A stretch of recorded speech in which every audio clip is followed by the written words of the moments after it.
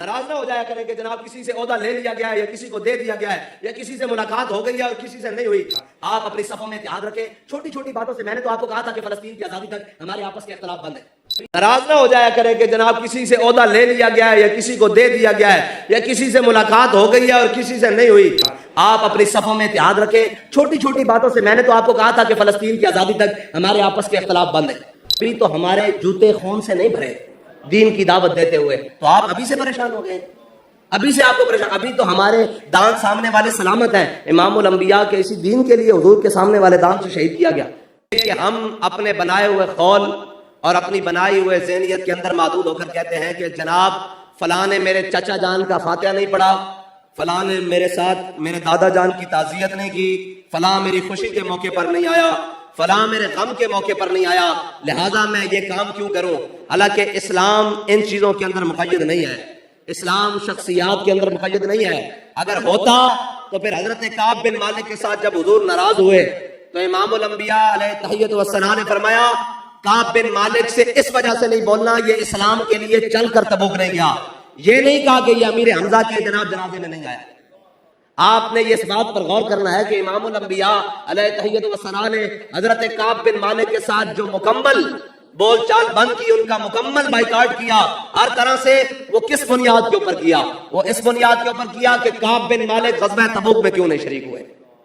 اس لیے اور اس کے علاوہ آج تک حضور نے کسی کے ساتھ ناراضگی کا اظہار کیا ہو دین اسلام کی وجہ کو چھوڑ کر, تو ہمیں کوئی آ کر ہماری اصلاح کرے, ہم ماننے کے لیے تیار ہیں. حضور نے جب بھی کسی کے ساتھ ناراضگی کا اظہار کیا دین اسلام کی وجہ سے کیا, یا کسی غزوہ میں رہ جانے کی وجہ سے کیا, یا کسی اسلام کے احکام کے چھوٹ جانے کی وجہ سے کیا.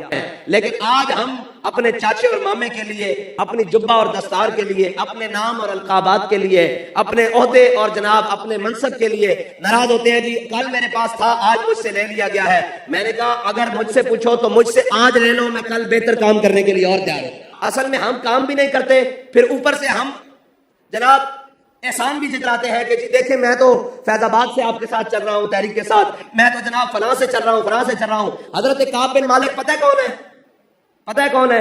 جنہوں نے غزوہ احد میں جب امام الانبیاء کی ذرہ کو پہچان لیا کافروں نے, اور سارے کافر ٹوٹ پڑے حضور پر تلوار تیر اور نیزوں کے ساتھ. انہوں نے حضور کی یا رسول اللہ یہ کافروں نے آپ کی ذرہ پہچان لیا ہے, یہ ذرہ اتار کر مجھے پہنا دے, میں ایک جانب چل پڑوں گا, یہ سارے میرے پیچھے چل پڑیں گے, حضور آپ تشریف لے جائیے گا. یہ اتنی بڑی قربانی کے باوجود انہوں نے تو نہیں کہا حضور وہاں تو ذرہ بھی پہنی تھی, آج ایک غزوے میں نہیں گئے تو کیا بات ہو گئی. ناراض نہ ہو جایا کریں کہ جناب کسی سے عہدہ لے لیا گیا ہے یا کسی کو دے دیا گیا ہے یا کسی سے ملاقات ہو گئی ہے اور کسی سے نہیں ہوئی. جناب اپنے سے موازنہ کرنا شروع کر دیتے ہیں. میرے آقا مولا صلی اللہ تعالیٰ علیہ وسلم نے حضرت بلال حبشی کو طلب فرمایا. حضور نے فرمایا جاؤ بلال کعب بن مالک کے دروازے پر جا کر دستک دو, اور جب وہ باہر آئیں تو انہیں جا کر کہنا کہ اپنی بیویاں میکے بھیج دو. حضرت بلال پہنچے, حضرت کعب بن مالک کے دروازے پر دستک دی, کہا کعب باہر آؤ. حضرت کعب بن مالک آئے, انہوں نے کہا کیا ہوا, کوئی قرآن کی آیت نازل ہو گئی, کوئی حکم آیا؟ انہوں نے کہا بالکل حکم آیا امام الانبیاء کی طرف سے. حضور نے فرمایا کہ اپنی بیویوں کو میکے بھیج دو. تو انہوں نے کہا حضور سے پوچھ کر آؤ کہ طلاقیں دے کر بھیج دیں یا ویسے بھیج دیں. یہ ہوتا ہے کارکن جو جناب اصول کی پابندی کرتا ہے, جو حکم کو بجا لاتا ہے, جو حضور کی محبت کا جس کو ایک دفعہ جام مل گیا ہے نا, پھر وہ دائیں بائیں نہیں دیکھتا, وہ تو کہتا ہے مر ہی جاؤں جو اس در سے جاؤں دو قدم, کیا بچے بھی مار غم قرب مسیحا چھوڑ کر, اور ایسے جلوے پہ کروں لاکھ حوروں کو نثار. حضور سے محبت.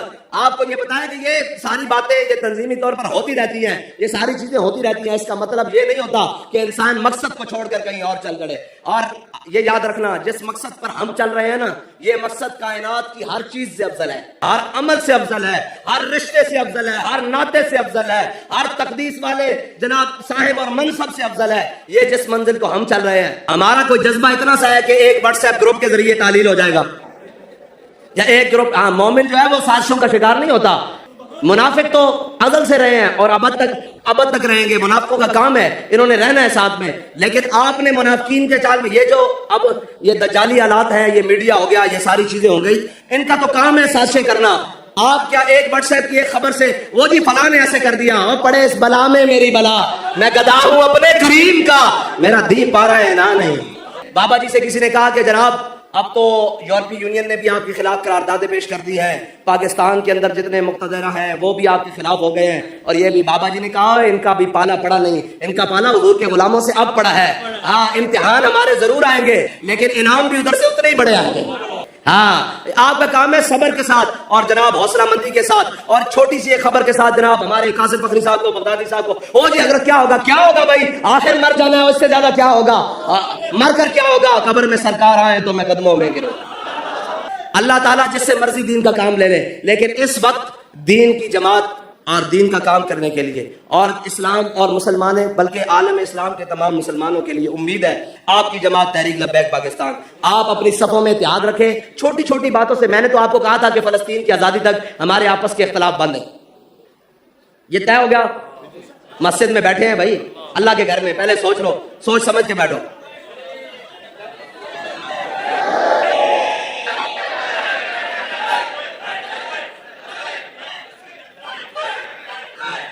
ہاں آپ کا اختلافی باتیں تب سنیں گے جب مسجد بیت المقدس میں ایک جناب اذان دے رہے ہوں گے، ہمارے قاری صاحب یہاں کون ہے مؤذن جی، ہاں وہ ان کو کھڑا کریں گے کہ جناب اے جی حضرت صاحب کو کھڑا کریں گے، آپ اذان دیں، جب اذان ہو جائے گی، جماعت ہو جائے گی، پھر مسجد بیت المقدس میں بیٹھ کے سنیں گے آپ بھی تمہارا اختلاف کیا ہے۔ اس کی آزادی تک تو اپنے اختلاف بند رکھو یار۔ جو قومیں ان چھوٹی چھوٹی چیزوں میں پڑ جاتی ہیں، بڑے مقاصد ان سے پیچھے رہ جایا کرتے ہیں، اور یہ بھی نہیں لا الہ الا اللہ ولا الہ الا اللہ، یہ کوئی طریقہ کار نہیں ہے۔ مومن وہ ہے جو ان کی عزت میں مرے دل سے، اور نجدی تعظیم بھی کرتا ہے تو ہم وہ والے مرے دل سے نہیں، ہم وہ مرے دل سے ہیں جس پہ اعلیٰ حضرت نے فرمایا ہے۔ لہذا آپ اپنے دلوں کے اندر اپنے نظریے کو بڑی مضبوطی کے ساتھ رکھیں۔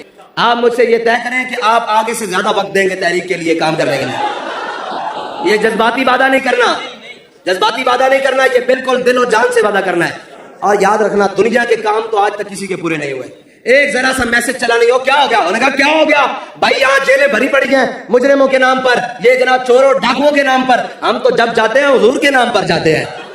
اپنی صفوں کو متحد رکھو اور اپنے بڑوں کا احترام کرو، اپنے اندر فرق مراتب کو سمجھو اور اپنے چھوٹوں کو اپنے قریب کرو۔ اور جو آپ یار مجھے یہ بتاؤ، ابھی تو ہم دین کے لیے آئے ہیں، یہ حضرت نے مجھے پھول پہنائے ہیں، آپ نعرے لگا رہے ہیں، آپ بات سن رہے ہیں، میں بات کر رہا ہوں، سارے نعرے لگا رہے ہیں، خوش ہو رہے ہیں، ابھی تو ہمارے جوتے خون سے نہیں بھرے دین کی دعوت دیتے ہوئے، تو آپ ابھی سے پریشان ہو گئے، ابھی سے آپ کو پریشان، ابھی تو ہمارے دانت سامنے والے سلامت ہیں، امام الانبیاء کے اسی دین کے لیے حضور کے سامنے والے دانت سے شہید کیا گیا، ابھی تو آپ کے اور میرے رشتہ داروں کو دین کے لیے کچھ نہیں کہا گیا، حضور کے تو چچا کے کلیجے بھی چبائے گئے، ناک کان کاٹ کر ہار بنائے گئے، دل بھی چبائے گئے، آپ کیوں پریشان ہوتے ہیں؟ ابھی تو ہم جہاں جاتے ہیں لوگ کہتے ہیں جناب فلاں زندہ باد، نعرے لگتے ہیں، یہ لگتے ہیں، ابھی تو وہ حال نہیں ہوا ہمارے ساتھ، تو شکر نہیں کرتے کہ ہم حضور کے دین کی بات کر رہے ہیں اور دین سننے والا ہے۔ آپ سب اس رستے کو بالکل دل سے قبول کرتے ہوئے اسی رستے کی جانب چلے۔ دائیں بائیں کی بات نہیں سننی، کوئی دائیں بائیں کی بات کرے تو اسے کہنا ہے کوئی یار دی گل سنا ملا۔